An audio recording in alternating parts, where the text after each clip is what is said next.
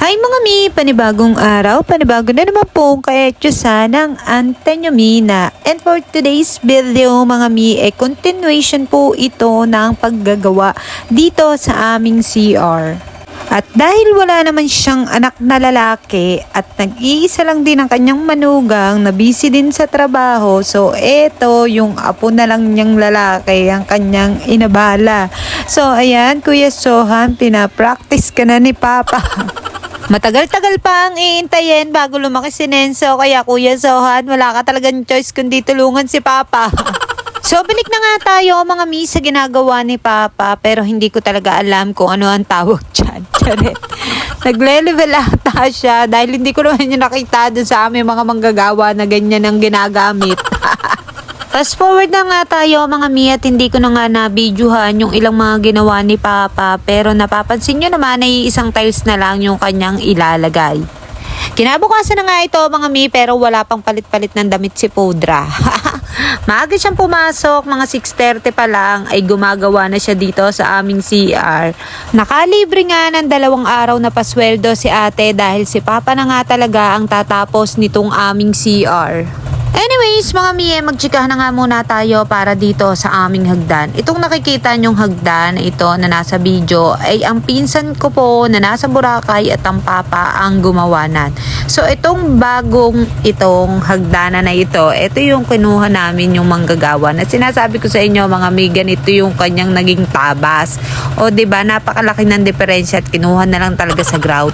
Tapos, eto naman yung sinasabi kong hindi pantay. O, pansin nyo dyan, masikip, tas dito maluwag. Ano daw? Masikip bago maluwag. I mean, ayan no, medyo, basta, ayun na yun. O, pagbasdan ninyo mga mi, hindi ko ma-explain talaga.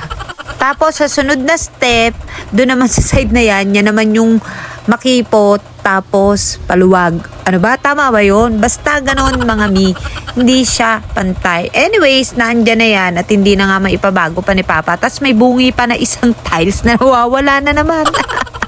Dito na nga muna tayo sa aming CR at kalimutan na nga natin ang issue sa hagdanan. Sabay-sabay na tayo mag-move on mga mi. Kung mapapansin nyo mga mi, ayan, nakalubog na po yung mga PVC sa ilalim ng tiles. 'Di ba? Mas malinis tingnan. At nailatag na nga hong lahat ni Papa ang mga tiles na to. Iniwanan niya lang ito saglit dahil kailangan niya hong mamalengke muna at wala na kaming paninda sa aming tindahan mga mi.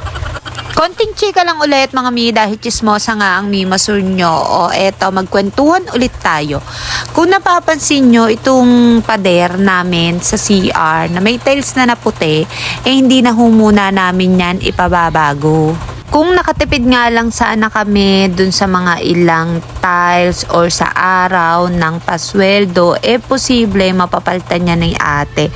Although pinag-ipunan niya to, pero hindi naman lahat ng kanyang ipon ay ilalaan dito. Dahil ang ate po ay hindi po bakasyonista dito dahil siya po ay nag-iisip na for good na siya sa Pilipinas. Kaya naman mga miye, kering-kere na namin kudkudin at kuskusin niya mga libag na yan na nandilimahe dito sa may bandang baba ng tiles sa pader.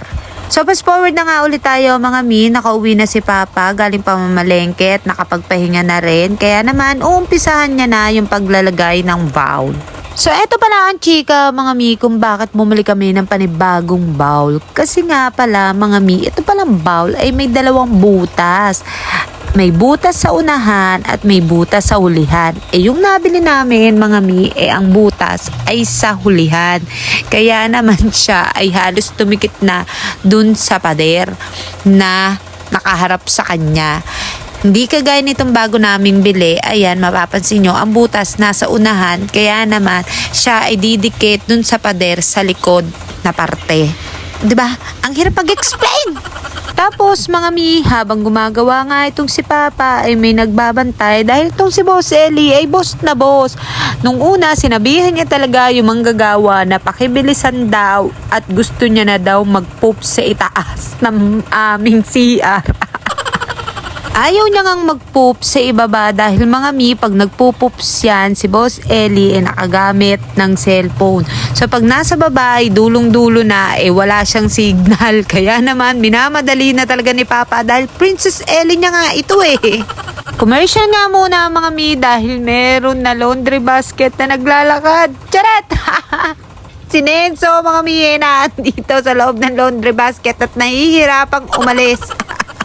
So, balik na nga ulit tayo dito sa ginagawa namin sa CR at hapon na ito, nakapagpahinga na rin si Father at binalikan niya lang para maglagay ng grout at ilagay na rin yung aming pintuan. May konting problema nga lang dito mga mi sa aming pinto dahil ayaw nga niyang lumapat o magsara. Na para bang itong si Papa ay gusto na naman niya ipabaklas tong hamba. Anyways, mga mi, pinatawag niya itong aking tiyuhin para naman pakisuyuan na ilagay itong aming doorknob.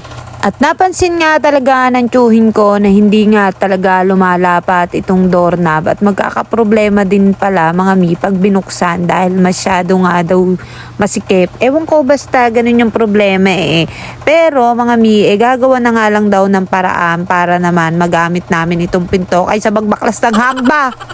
So, ginamitan na nga lang nila ng grinder mga mi para panipisin o basta may gagawin dyan. Ano ba to? Nakakapagod na.